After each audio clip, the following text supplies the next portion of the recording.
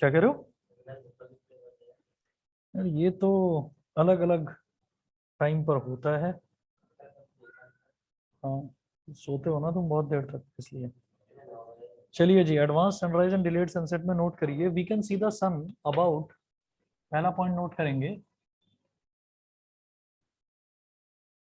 We can see the sun,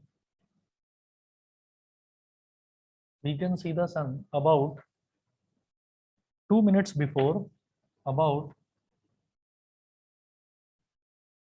2 minutes before,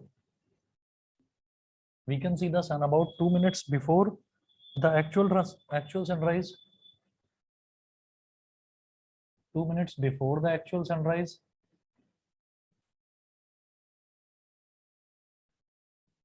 before the actual sunrise, and 2 minutes after the actual sunset, and 2 minutes after the actual sunset, and 2 minutes after the actual sunset, because of atmospheric refraction, because of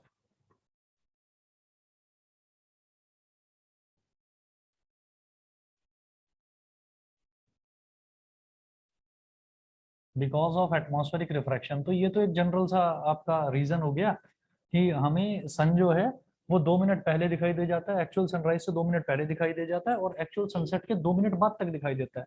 तो ये common reason तो ये हो गया कि हम लिख देंगे बिकॉज ऑफ एटमॉस्फेरिक रिफ्रैक्शन। होता किस तरह से वो देखिएगा, नोट करें, when the sun is slightly below the horizon. यहाँ पहले लिख लेना एक्सप्लेनेशन, इसका एक्सप्लेनेशन है ये।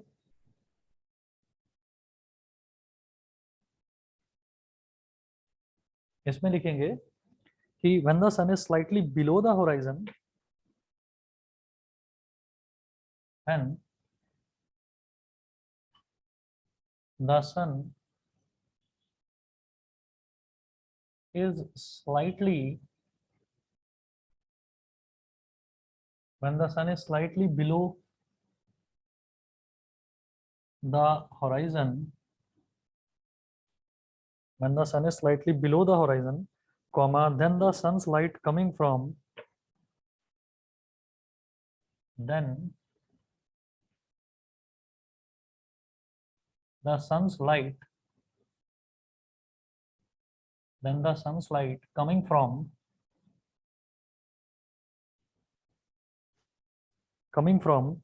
less dense air to more dense air, less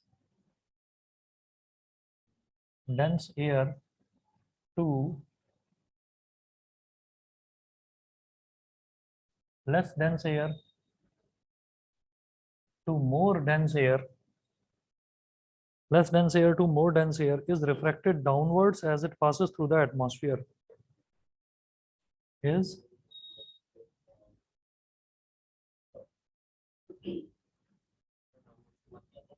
बोल रहा हूँ, is refracted downwards as it passes through the atmosphere,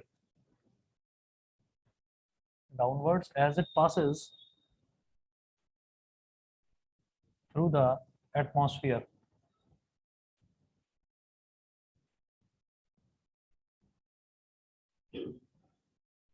as it passes through the atmosphere. Second point note करेंगे, because of this atmospheric refraction,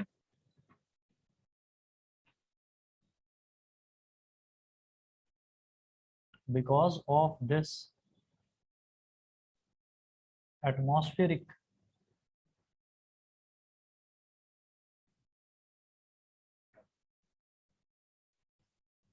because of this atmospheric refraction,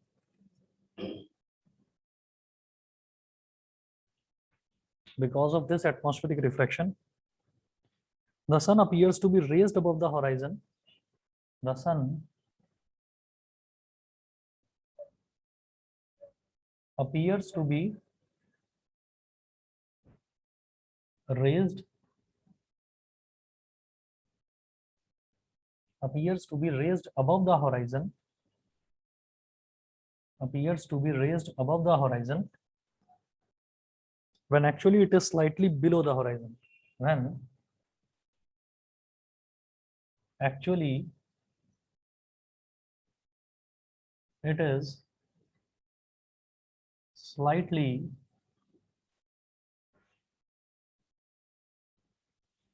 it is slightly below the horizon.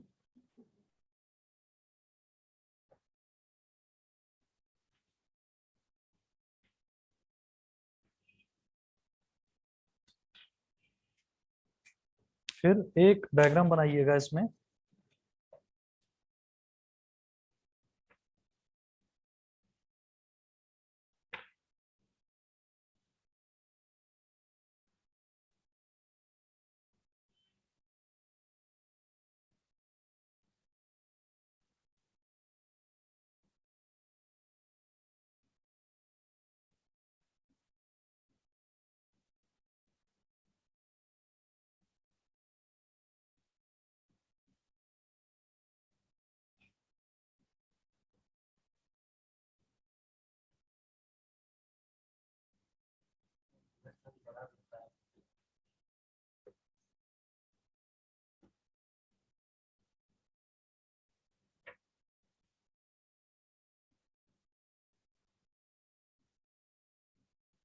Actual position of sun, bracket में लिखिएगा just below the horizon,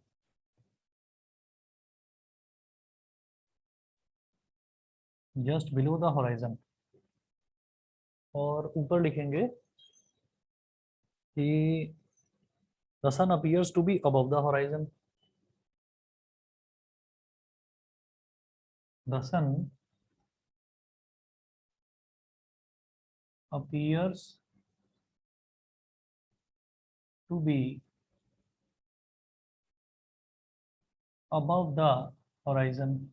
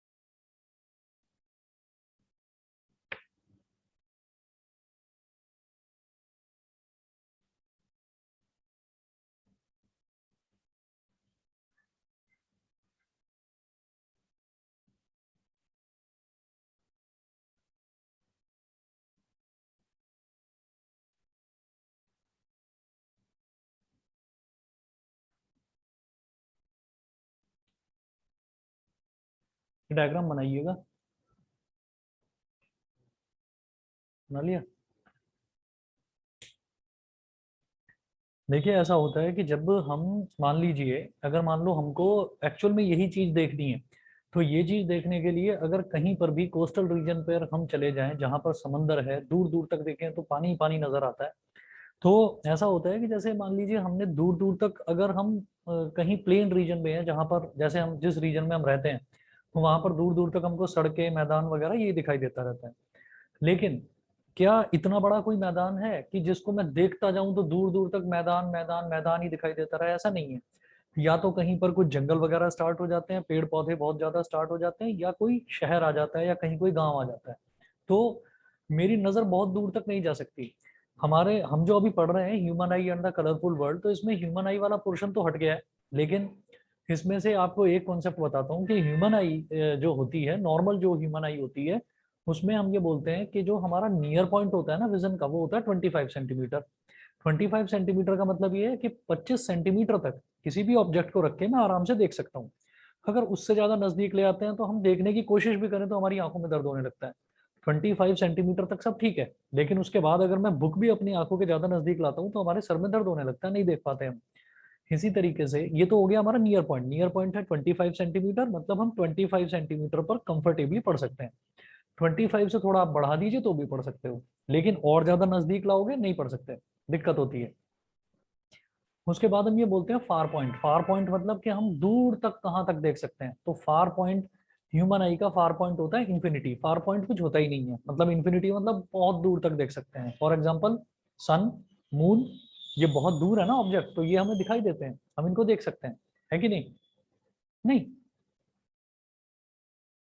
कुछ नहीं दिखाई देता, blank, मतलब तुम्हें सन भी नहीं दिखाई देगा।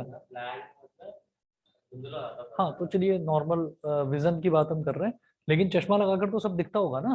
तो चश्मा बनवाया ही इस वजह से जाता है कि आपकी जो विजन है वो नॉर्मल विजन हो जाए, ठीक है। तो अब हम ये कहते हैं कि जो फार पॉइंट है, फार पॉइंट होता है इन्फिनिटी, मतलब मैं दूर दूर तक कहीं तक भी कुछ भी देख सकता हूँ, ठीक। मुझे लग रहे थे ना बड़ी दिनों से तुम्हारे लक्षण लग रहे थे मेरे को कि कुछ करोगे, देना इसका लेंस।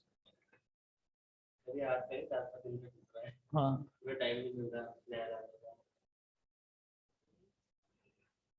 कोई नहीं, हाँ ये ठीक। हाँ चलिए, तो हम ये कहते हैं कि जैसे मान लीजिए अब मैं कहीं समंदर के किनारे खड़ा हुआ हूँ, तो वहां तो दूर दूर तक मुझे समंदर ही समंदर नजर आएगा और कोई चीज नजर नहीं आएगी, ठीक है। तो वहां पर एक्चुअल में ये पता चलता है कि अर्थ जो है वो प्लेन नहीं है, अर्थ जो है वो राउंड है। कैसे?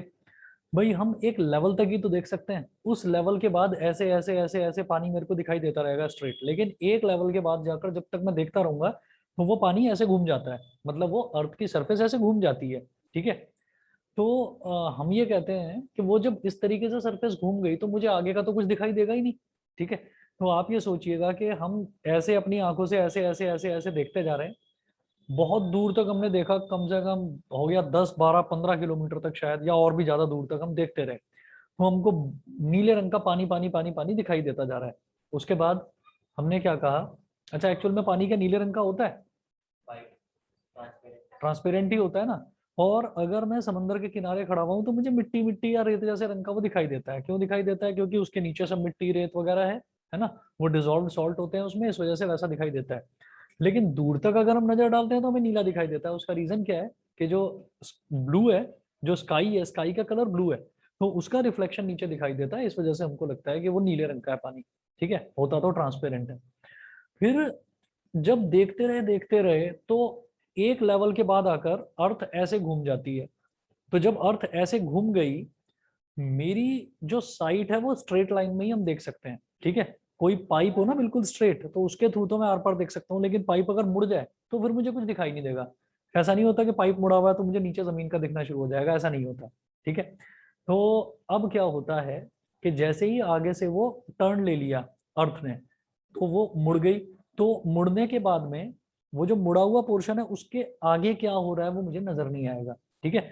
मैं तो स्ट्रेट लाइन तक जहां तक मुझे दिखाई देगा वहां तक मैं देख पाऊंगा। तो वो आखिरी कोना जिस कोने तक मैं देख सकता हूँ वो आखिरी कोना होराइजन कहलाता है। वो आखिरी कोना होराइजन कहलाता है। फिर क्या होता है कि आप ये देखिए कि जैसे हमारी नजर ऐसे सीधे सीधे सीधे सीधे जा रही है, अब अर्थ ऐसे मुड़ गई, तो मेरी नजर तो यहाँ तक जाएगी, मेरी नजर यहाँ स्ट्रेट तक जाएगी, अर्थ ऐसे घूम चुकी है, तो यहाँ तक मुझे नीला पानी दिखाई दे रहा है। अब आप ये सोचिए कि सन यहाँ पर है, ठीक है, अर्थ ऐसे घूम गई आके और सन यहाँ पर है। जब सन यहाँ पर है तो मैं तो ऐसे देखूंगा तो मुझे तो सन नजर नहीं आ रहा है, लेकिन है क्या कि सन जहां पर है वो इतनी दूर है पॉइंट, इतनी दूर है पॉइंट कि वहां पर जो एयर की जो डेंसिटी है वो बहुत कम है, मतलब रेयरर मीडियम है।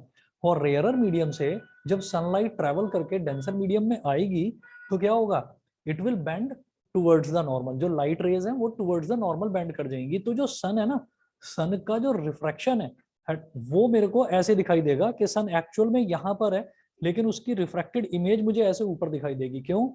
क्योंकि जो रेज थी जो सन से आ रही थी, they will bend towards the normal, ये इस तरह से बैंड कर देंगे। और जब ये बैंड करेंगी तो इसका इमेज मेरे को यहाँ पर ऊपर दिखाई देगा। और ये होगा कब? ये होगा कब? जब हॉराइजन के काफी नजदीक होगा सन, ठीक है।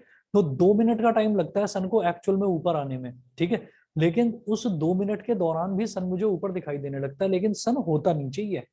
सन हॉराइजन के नीचे होता है, लेकिन सन की इमेज मुझे ऊपर दिखाई देने लगती है। सभी को समझ में आ गया इतना? बताइए, ऑनलाइन वाले बच्चे बताएं। Yes sir. Yes sir. ठीक है। तो ये जो है हमेशा याद रखिएगा कि यस सर। सन की इमेज, ओके, सन की इमेज ऊपर दिखाई देती है। तो ये एटमॉस्फेरिक रिफ्रैक्शन के तीन जो टॉपिक्स हैं, एक तो ये हो गया कि why do stars twinkle at night, दूसरा है कि the stars seems to be higher than they actually are, ये भी एटमॉस्फेरिक रिफ्रैक्शन की वजह से। और जो हमारा सनराइज है, एडवांस सनराइज का मतलब ये है कि अभी सूर्योदय हुआ नहीं है लेकिन दिखाई देने लगता है सन। ठीक है। सूर्यास्त हो चुका है यानी कि सनसेट हो चुका है, वही कहानी तब है जब सनसेट होता है। तो सनसेट भी कैसे होगा, ये हॉराइजन तक मेरी नजर जा रही है, सूरज छुप गया है नीचे, तो अभी वो क्या है कि अभी वो हॉराइजन के नीचे है, लेकिन एटमॉस्फेरिक रिफ्रैक्शन की वजह से उसकी इमेज मुझे ऊपर दिखाई देती रहती है। जब ज्यादा नीचे चला जाता है तो फिर मेरे को वो नहीं दिखाई देती, क्योंकि तब रिफ्रैक्ट होकर भी उसकी इमेज उतनी ऊपर तक नहीं आ पाती कि मेरी लाइन ऑफ साइट को इंटरसेक्ट कर जाए, मतलब मेरी लाइन ऑफ साइट पर वो आ जाए। समझ गए कि नहीं? ठीक है। तो बस एक रीजन यहां पर लिख लीजिए आप कि ये तो हो गया सनराइज वाला। फिर आप लिखें it is also due to atmospheric refraction that we can still see, it is also due to atmospheric, it is also due to atmospheric refraction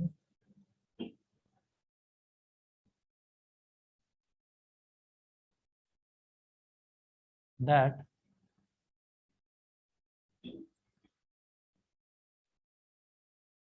we can still see the sun for about 2 minutes, still see the sun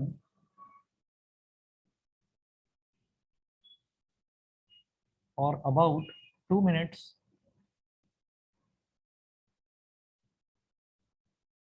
we can still see the sun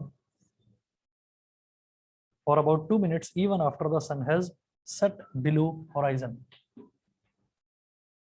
even after the sun has set below the horizon, below the horizon। उसके बाद so the time from sunrise to sunset, next point लिखेंगे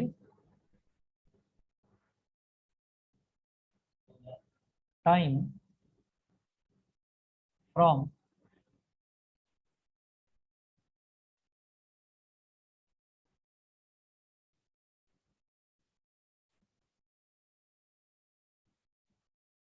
so the time from sunrise to sunset is lengthened by about, is lengthened, is lengthened by about, is lengthened by about 2 plus 2 is equal to 4 minutes,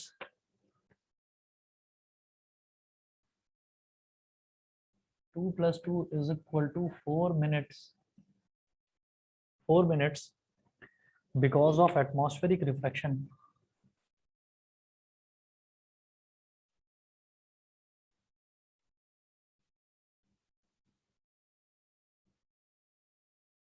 because of atmospheric refraction,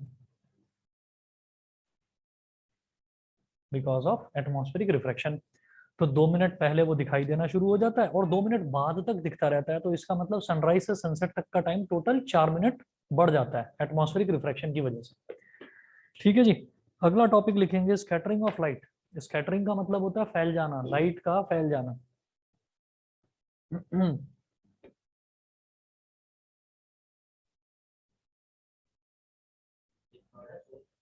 नहीं, ये तो topic ही अगला है। Atmospheric refraction तो यहाँ पर खत्म हुआ। एटमॉस्फेरिक रिफ्रैक्शन के सिर्फ 3 एग्जाम्पल्स थे, और इन्हीं 3 एग्जाम्पल्स में से कोई एक एग्जाम्पल आपको एग्जाम में दिखाई देगा। अरे तो टॉपिक्स बहुत सारे हैं ना, तो सारा थोड़ी आ जाएगा, कोई एक ही तो चीज आएगी, आपको करना सब कुछ। Scattering of light,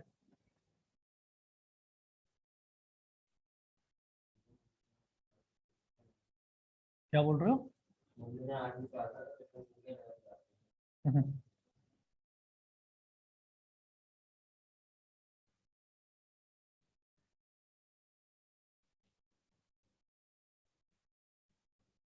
Scattering of light. Scattering of light means to throw light in various random directions.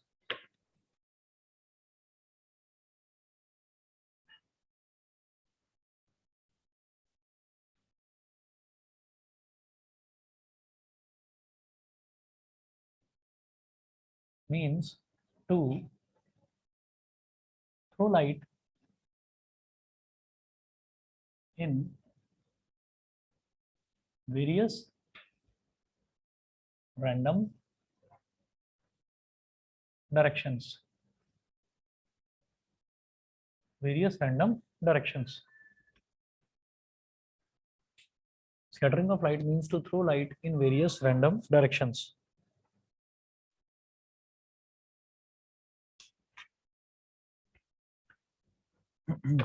फिर लिखेंगे इसी में टिंडल इफेक्ट। स्कैटरिंग का मतलब तो हो गया लाइट को अलग अलग डायरेक्शंस में फेंक देना, थ्रो कर देना, यानी कि फैला देना चारों तरफ। इसी में लिखेंगे Tyndall effect, TINDALLEFFECT,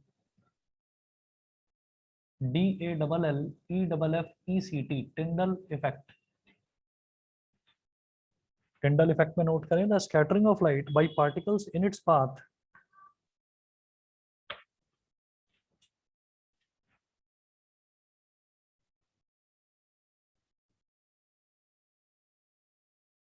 the scattering of light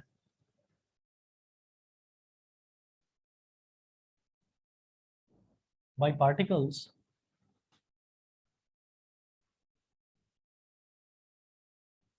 the scattering of light by particles in its path is called Tyndall effect.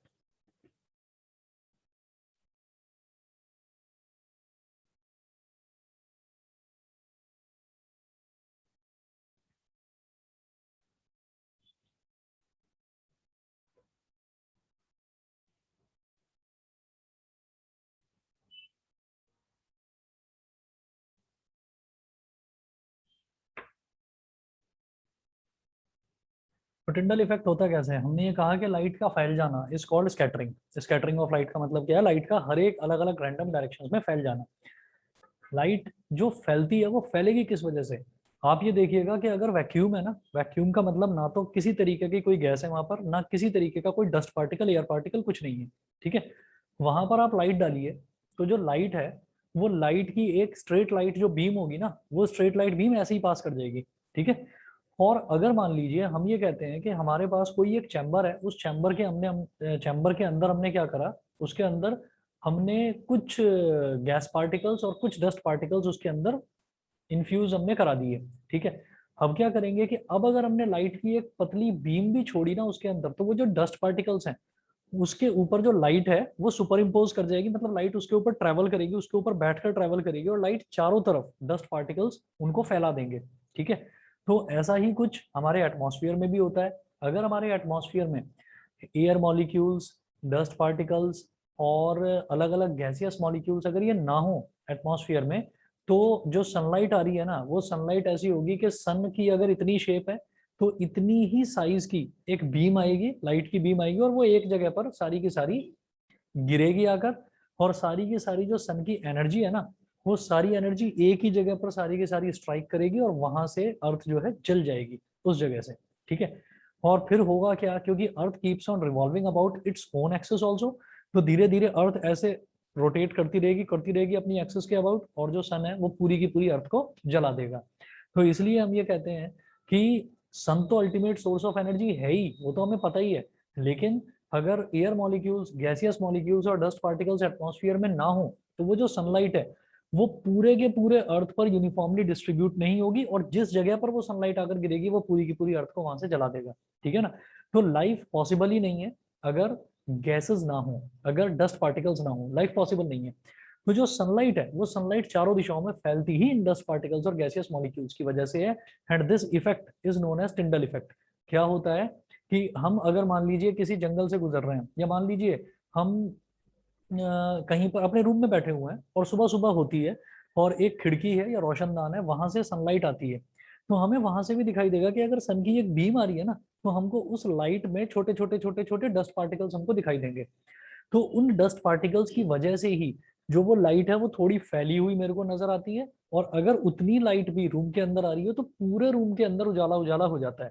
उसका रीजन ही ये है कि जो लाइट है वो लाइट छोटे छोटे गैसियस मॉलिक्यूल्स, छोटे छोटे डस्ट पार्टिकल्स के ऊपर सुपर इम्पोज कर जाती है, मतलब बैठ जाती है उनके ऊपर, और बैठकर वो जो लाइट है वो सारी तरफ, चारों तरफ डिस्ट्रीब्यूट हो जाती है। This phenomena is called Tyndall effect. ठीक है, अब इसको आगे पढ़ेंगे। ऑनलाइन वाले बच्चों को क्लियर है? बताइए, अर्नव, आशुतोष, ध्रुव, दिशा, बताइए। यस। ठीक है, हाँ जी। डिस्पर्जन और स्कैटरिंग लगभग लगभग एक ही चीज है। दो अलग अलग जो अंतर है ना, वो अंतर सिर्फ इस वजह से होता है, जैसे हम डिस्पर्जन की बात करते हैं तो डिस्पर्जन आपको याद होगा, डिस्पर्जन आपने करा था जब हम किसी कोलॉइडल सॉल्यूशन की या सस्पेंशन की बात करते हैं, मतलब लिक्विड के अंदर लाइट के फैल जाने को डिस्पर्जन बोलेंगे और एटमॉस्फेयर में लाइट को फैल जाने को हम स्कैटरिंग बोलेंगे। ये दो चीजें। और डिस्पर्जन में भी यही बताया जाता है, the scattering of light in a solution या scattering of light in a colloid is known as dispersion. तो जो स्कैटरिंग है, स्कैटरिंग का मतलब फैलना है, और जो डिस्पर्जन है उसका मतलब भी फैलना है, but in a liquid medium. इस वजह ये दोनों, मतलब एक लिक्विड में हो गया और एक गैसेस उसमें हो गया सिस्टम में।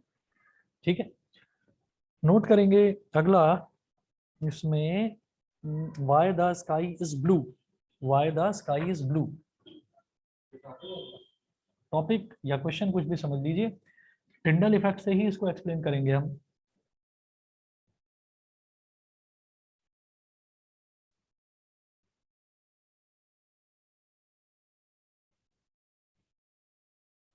Why the sky is blue?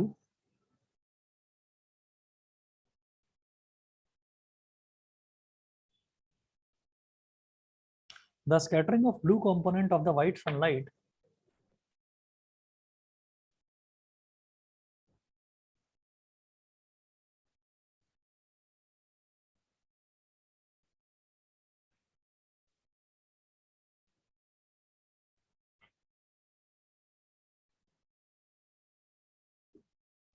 scattering of blue component of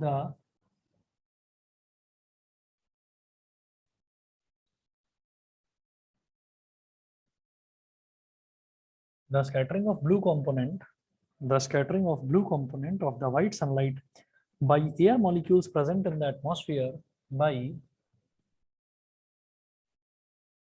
air molecules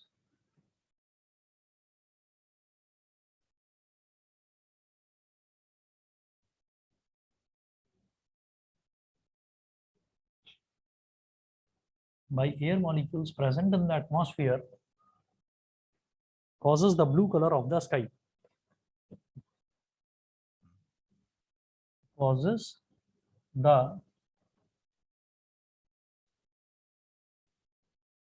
blue color causes the blue color of the sky. Full stop. अब इसका एक्सप्लेनेशन देखिएगा।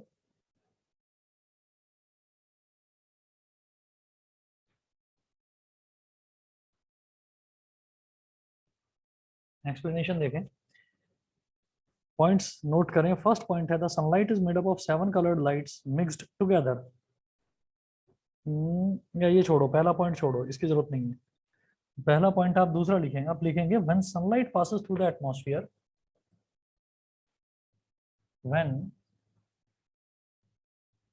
Sunlight passes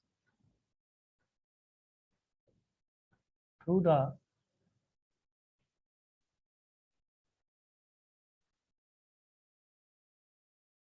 when sunlight passes through the atmosphere, comma, most of the longer wavelength lights, most of the longer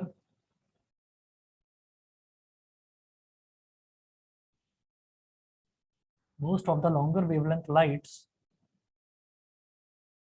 most of the longer wavelength lights, bracket में लिख रहा हूं, such as red, orange, yellow, etc., such as red, orange,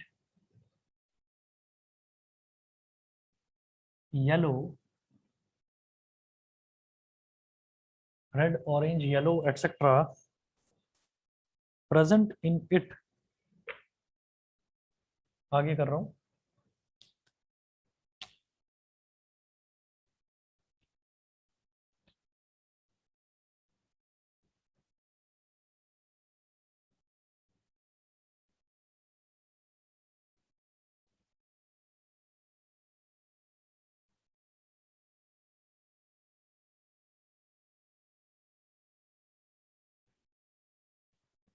red, orange, yellow etcetera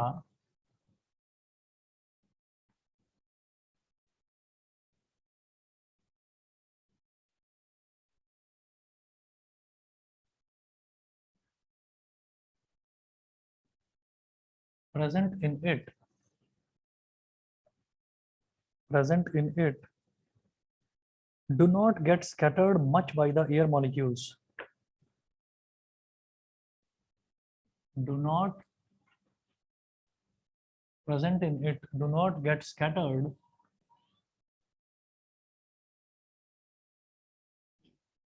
much by the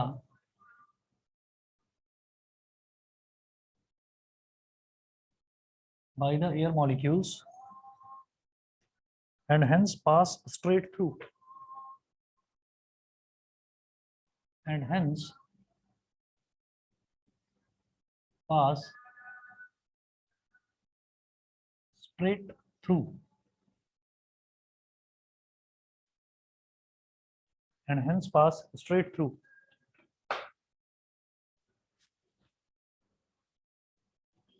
And hence pass straight through. अगला point लिखेंगे,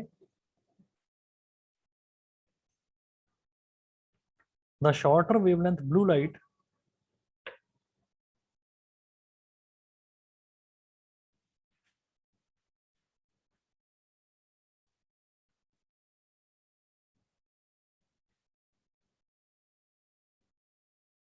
the shorter wavelength blue light the shorter wavelength blue light is however scattered all around the sky, is however scattered all around the sky by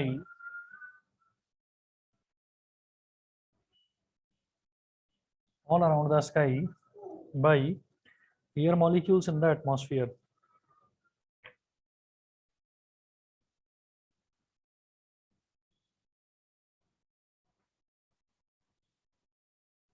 Air molecules in the atmosphere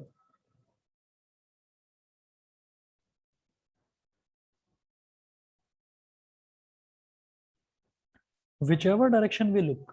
Next point, whichever direction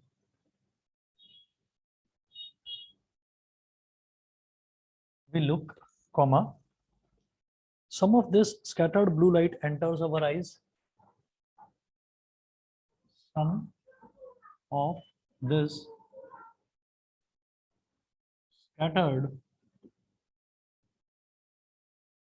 blue light enters our eye, full stop, and the sky, and hence the sky looks blue. Hence the sky looks या appears blue.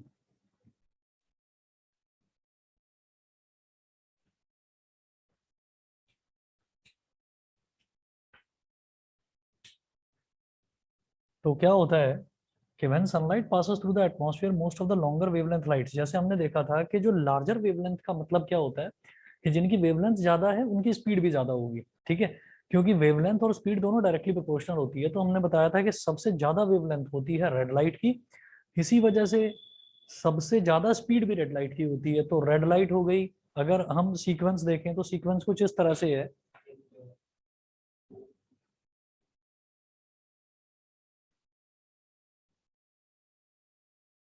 VIBGYOR, तो red, orange, yellow, green, ये जो है ना इनकी wavelength ज्यादा है, large wavelength,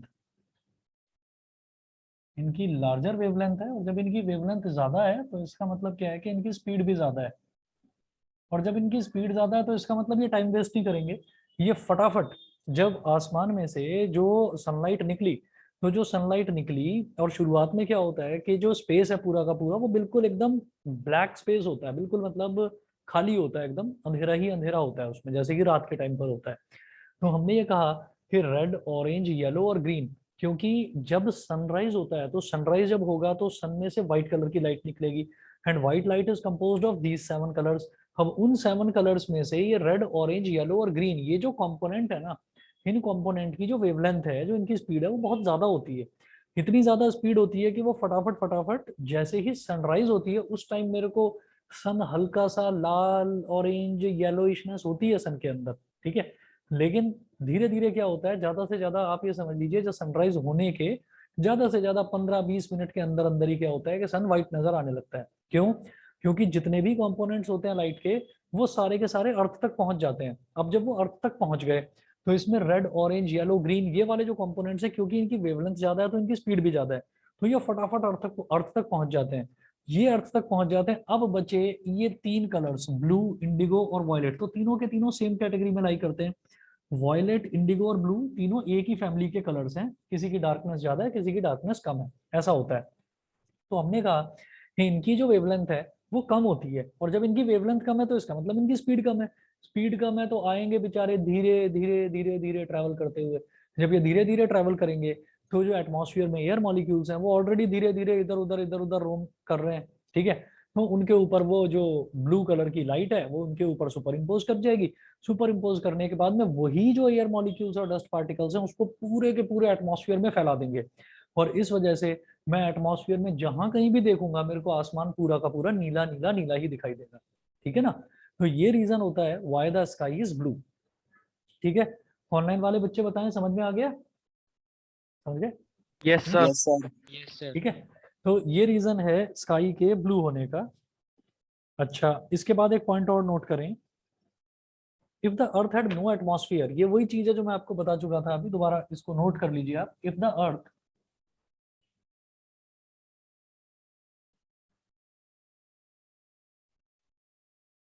had no atmosphere, if the earth had no atmosphere consisting of air,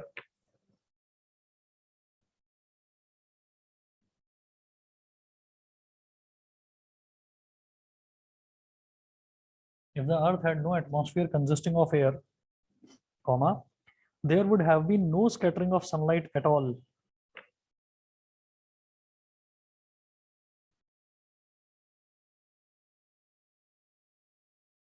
There would have been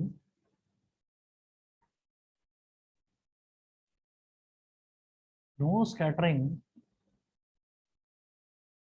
of sunlight. There would have been no scattering of sunlight at all. किसी तरीके की कोई scattering नहीं होगी sunlight की, sunlight at all. In that case, no light from the sky would have entered our eyes. In that case, no light from the sky would have entered our eyes. No light from the sky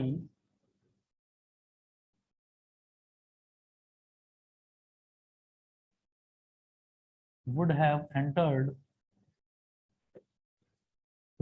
entered our eyes,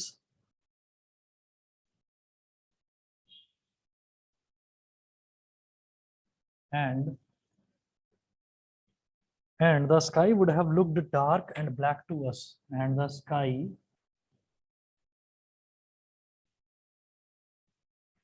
would have looked dark and black to us, would have looked dark and black to us.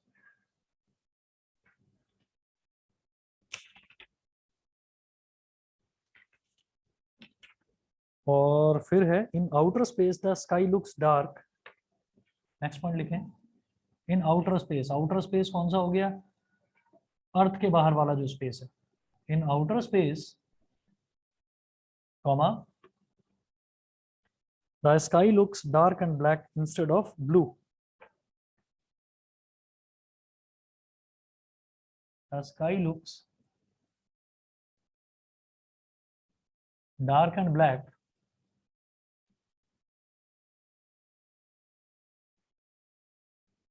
instead of blue। Outer space में किसी तरीके का कोई atmosphere नहीं होता, क्योंकि वहां पर कोई एयर मॉलिक्यूल्स नहीं होते, कोई गैसियस पार्टिकल्स, डस्ट पार्टिकल्स कुछ नहीं होते। तो इस वजह से आउटर स्पेस में जो स्काई है वो हमको ब्लू नजर नहीं आता, वो डार्क ही नजर आता है। ठीक है, चारों तरफ अंधेरा अंधेरा दिखाई देता है। ऐसी कई फिल्में भी देखी होंगी जिसमें दिखाते हैं कि सैटेलाइट गई, सैटेलाइट को इंस्टॉल कर दिया गया किसी रॉकेट के ऊपर, रॉकेट जा रहा है, निकल रहा है, धीरे धीरे धीरे धीरे जा रहा है, और जैसे जैसे वो अर्थ से, क्या चंद्रयान 2 कोई फिल्म है? अच्छा, ये जब से तुम्हारा चश्मा टूटा है ना, थोड़ा दिमाग भी हिल गया है। हाँ वही जो तुम बता रहे हो, तो वही चीज है कि उसमें जब दिखाते हैं कि कोई भी रॉकेट जो है वो अर्थ के जो मतलब अर्थ का जो सरफेस है उसको छोड़कर और धीरे धीरे धीरे धीरे जब आउटर स्पेस में जाने लगता है तो वहां पर अंधेरा अंधेरा ही सब नजर आता है, सब कुछ ब्लैक ही नजर आता है इंस्टेड ऑफ ब्लू। क्यों? क्योंकि वहां पर एयर मॉलिक्यूल्स नहीं है। एयर मॉलिक्यूल्स नहीं है तो लाइट को फैलाएगा कौन, लाइट को स्कैटर कौन कराएगा? कोई नहीं। तो लाइट जो पूरा आउटर स्पेस है वो ब्लैक के जैसा ब्लैक ही दिखाई देने लगता है, कुछ नहीं होता उसमें। ठीक है, चलिए जी, इस चैप्टर में एक टॉपिक आपका बचा हुआ है बस, why the sun appears red at sunrise and sunset.